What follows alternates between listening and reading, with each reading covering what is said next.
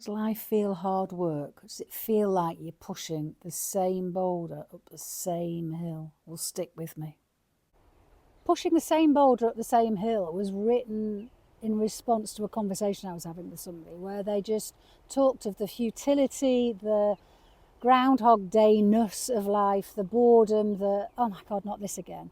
And so I wrote a poem using the idiom, which is what I do quite often in my work, which is use the metaphor hidden within our language to explore the situation more, and explored it basically. So let's see what you think. Put that situation that you're grappling with at the back of your mind and just have a listen to this poem. Pushing the same boulder up the same hill. Not this again.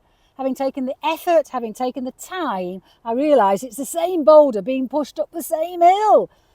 As if caught in a nightmare, round and round on autopilot, not thinking nor realising there's an alternative to getting to the top. And then suddenly, as if waking from a dream, back to the bottom again, pushing the same boulder up the same hill, pushing up, up, up to the top, and then back to the bottom.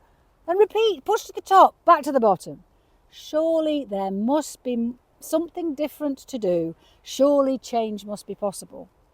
If I choose a different boulder, what boulder would it be? Would it even be a boulder? Why am I even trying to get a boulder up the hill? And yet, if it has to be a boulder, perhaps a nicer coloured boulder would help. A smaller or lighter boulder. What about a boulder that moves up the hill by its own volition? A boulder that requires no pushing or tugging. A boulder that requires no effort to get to the top. Or maybe, just maybe, the boulder's really a balloon. Perhaps a tennis, golf or football. What about an orange, apple, melon? And what about leaving the boulder at the bottom or even the top of the hill? Or perhaps it's about changing the hill, trying a different hill, certainly a greener hill. A hill with gentler slopes, with wildflowers moving in the breeze, with a beautiful view and time to admire it. Or maybe the hill is really a path, a means of getting from A to B and then from B to C and then to D. And yet I can't help but ask, what happens if I stay where I am? Allow others to come to me, like a lighthouse shining in the dark, sharing insight for all who come near.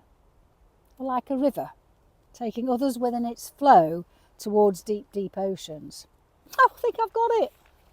Or like a hill, allowing others to enjoy my very being, although perhaps best to make sure the boulders are hidden before anyone tries to push those very boulders up the hill. If you've enjoyed that poem, then do subscribe. Do let me know what you'd like me to write a poem about. I may already have written one and just not shared it.